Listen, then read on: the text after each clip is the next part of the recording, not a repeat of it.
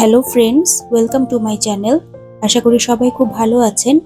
আজকের রেসিপিতে থাকছে হাতে মাখা ঢ্যাঁড়সের চচ্চড়ি।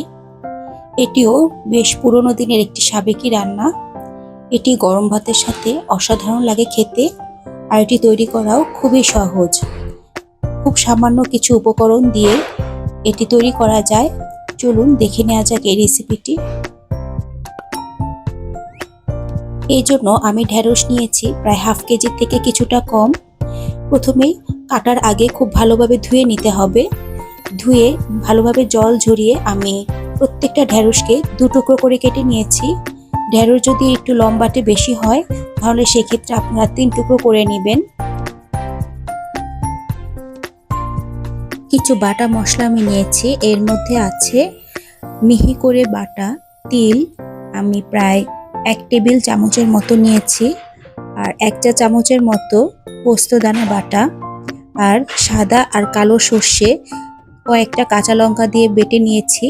এটা আছে প্রায় 2 টেবিল চামচের মতো।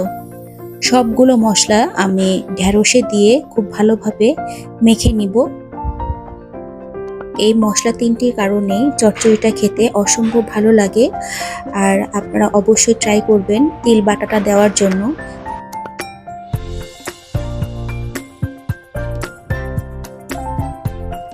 এখন এতে দিচ্ছি স্বাদ মতো লবণ আর সামান্য পরিমাণ কালো জিরে, আর দিচ্ছি হাফ চা চামচের মতো হলুদ গুঁড়ো।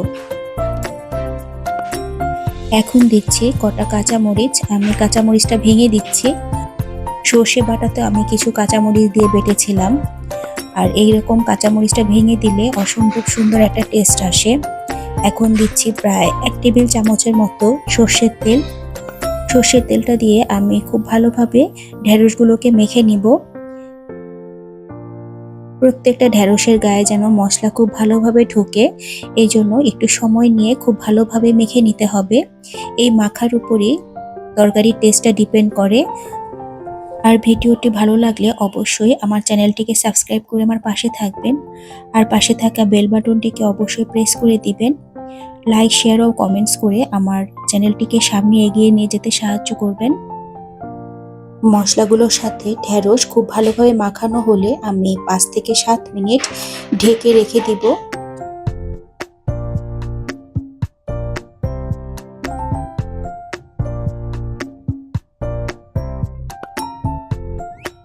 একটি কড়াইতে আমি 1/4 কাপ তেল গরম করে একটি শুকনো লঙ্কা ফোড়নে দিচ্ছি। শুকনো লঙ্কা ভাজা হয়ে গেলে আমি মেখে রাখা ঢ্যাঁড়সগুলোকে দিয়ে দিব। এ সময় চুলোর আঁচটা মিডিয়ামে রাখতে হবে। তেলে দেওয়ার পর খুব ভালোভাবে ঢ্যাঁড়সগুলোকে নেড়ে চেড়ে আমি ভেজে নিব।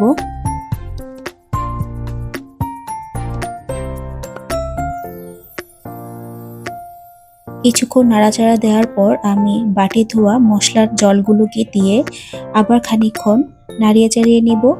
এখানে খুব বেশি জলের প্রয়োজন হবে না। ঢ্যাঁড়স থেকে যে জল বের হবে তাতেই ঢ্যাঁড়সটা ভালোভাবে সেদ্ধ হয়ে যাবে। এখন আমি ঢেকে মিনিট 10 রান্না করে নিব।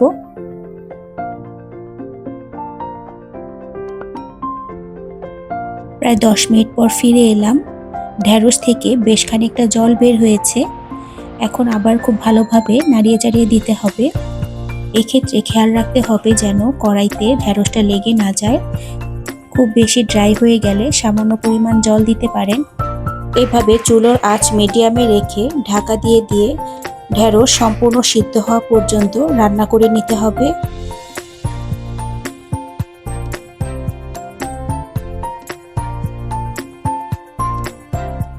ফিরে এলাম আরও 5 থেকে 7 মিনিট পর। খুব সুন্দর একটা স্মেল বের হয়েছে, আর ঢ্যাঁড়সগুলো খুব ভালোভাবে সেদ্ধ হয়ে গেছে। এখন আর ঢাকা দিয়ে রান্না করব না, তা না হলে ঢ্যাঁড়স অনেক বেশি সেদ্ধ হয়ে গলে যাবে, তখন খেতে আর তেমন ভালো লাগবে না। এই পর্যায়ে দিব সামান্য পরিমাণ চিনি। চিনি দিলে টেস্টটা খুব ভালো আসে। যে কোনো সর্ষে বাটার রেসিপিতে আপনারা যদি একটু চিনি দেন তাহলে টেস্টটা অনেক ভালো হয়। আবার সবকিছু নেড়ে চেড়ে খুব ভালোভাবে মিশিয়ে নিব।